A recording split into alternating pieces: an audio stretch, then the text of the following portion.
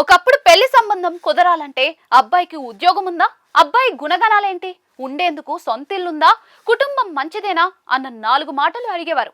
కానీ ఇప్పుడు ఆ జాబితాలో మరో ప్రశ్న చేరింది. సిబిల్ స్కోర్ ఎంత? ఈ ప్రశ్న వినగానే కొందరు యువకులు షాక్ కి గురవుతూ ఉన్నారు. ఎందుకంటే మంచి జీతం, మంచి ఉద్యోగం ఉన్నా కూడా ఆర్థిక క్రమశిక్షణ లేదని తేలితే పిల్లను ఇవ్వమనేవారు. ఇటీవల రేపల్లకు చెందిన ఓ యువకుడి ఘటన మారుతున్న సామాజిక వాస్తవానికి అద్దం పడుతూ ఉంది. బెంగళూరులో సాఫ్ట్వేర్ ఉద్యోగం చేస్తూ నెలకు 1,00,000కు పైగా సంపాదిస్తున్న అతడిని చూసి పెళ్లి చూపులకు వచ్చిన అమ్మాయి కుటుంబం మొదట చాలా సంతృప్తి చెందింది. కానీ చివరిగా సిబిల్ స్కోర్ అడిగారు. వివరాలు తెలుసుకున్న తర్వాత ఒక్క మాటలో సంబంధం వద్దని వెళ్ళిపోయారు. కారణం క్రెడిట్ కార్డ్ ఓవర్ డ్యూస్, గతంలో సెటిల్మెంట్ కేసులు. ఇది ఒకే ఘటన కాదు, ఇటీవలి కాలంలో ఇలాంటి ఉదంతాలు పెరిగిపోతూ ఉన్నాయి. ముఖ్యంగా పట్టణాలు, ఐటీ ఉద్యోగాలు, మధ్యతరగతి కుటుంబాల్లో ఈ ధోరణి స్పష్టంగా కనిపిస్తూ ఉంది. సంపాదన ఎంత ఉందన్నది కాదు, ఆ సంపాదనను ఎలా నిర్వహిస్తున్నాడన్నదే కీలకం అనే భావన బలపడుతూ ఉంది. సిబిల్ స్కోర్ అంటే కేవలం ఒక సంఖ్య కాదు, అది ఒక వ్యక్తి ఆర్థిక జీవితానికి సంబంధించిన పూర్తి చరిత్ర.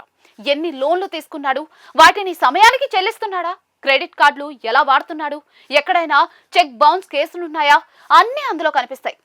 750కి పైగా స్కోర్ ఉంటే ఆర్థిక క్రమశిక్షణ ఉన్న వ్యక్తిగా భావిస్తారు. ఇప్పటి తల్లిదండ్రుల ఆలోచన కూడా అక్కడే మారింది. మంచి జీతం ఉన్నా కూడా అప్పుల బారిన పడే అలవాటుంటే భవిష్యత్తులో మా అమ్మాయికి సమస్యలే అనే భయం వాళ్ళలో పెరిగిపోతూ ఉంది. ఒకప్పుడు కుటుంబ నేపథ్యం, స్వభావం ముఖ్యమైతే ఇప్పుడు ఆర్థిక ప్రవర్తన కూడా వ్యక్తిత్వంలో భాగమే అన్న భావన బలపడింది. ఇది తప్పా అని అడిగితే సమాధానం అంత సులభం కాదు. పెళ్లి అంటే కేవలం ఇద్దరి అనుబంధం కాదు, 2 జీవితాల కలయిక. ఆర్థిక అస్థిరత ఉంటే దాని ప్రభావం నేరుగా కుటుంబ జీవితంపై పడుతుంది. అప్పులు, ఈఎంఐల ఒత్తిడి, బ్యాంకుల కాల్స్, ఇవన్నీ దాంపత్యంలో అనవసరమైన ఉద్రిక్తతలకు దారితీస్తాయి. ఈ అనుభవాలు చూసిన తల్లిదండ్రులు ముందే జాగ్రత్త పడటం సహజమే. కానీ మరో కోణం కూడా ఉంది. సిబిల్ స్కోర్ జీవితాంతం ఒకేలా ఉండదు. ఒక దశలో చేసిన తప్పులు, అవగాహన లేమి కారణంగా పడిపోయిన స్కోర్ తర్వాత క్రమశిక్షణతో మెరుగుపడుతుంది. అటువంటి అవకాశాన్ని ఇవ్వకుండా పూర్తిగా వ్యక్తిని కొలిచే ప్రమాణంగా సిబిల్ ను మార్చడం కూడా అన్యాయమేనని కొందరు అంటూ ఉన్నారు. అయితే ఒక విషయం మాత్రం స్పష్టంగా కనిపిస్తూ ఉంది.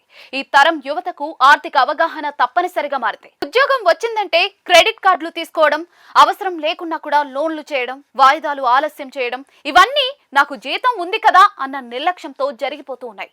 అదే నిర్లక్ష్యం ఇప్పుడు పెళ్లి దశలో అడ్డంకిగా మారుతూ ఉంది.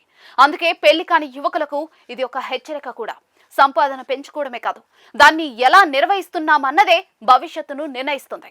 సిబిల్ స్కోర్ బ్యాంక్ లోన్ కే కాదు, జీవిత భాగస్వామి ఎంపికకు కూడా ప్రమాణంగా మారుతున్న రోజుల్లో ఆర్థిక క్రమశిక్షణలను అలవాటు చేసుకోవడం తప్పనిసరి. చివరికి ఒక విషయం మాత్రం అర్థమవుతుంది.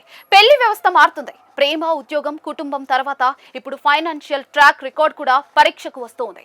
ఇది కఠినంగా అనిపించినా కూడా భవిష్యత్తు భద్రత కోసం సమాజం తీసుకుంటున్న కొత్త నిర్ణయంగా చూడాల్సిన అవసరం ఉంది.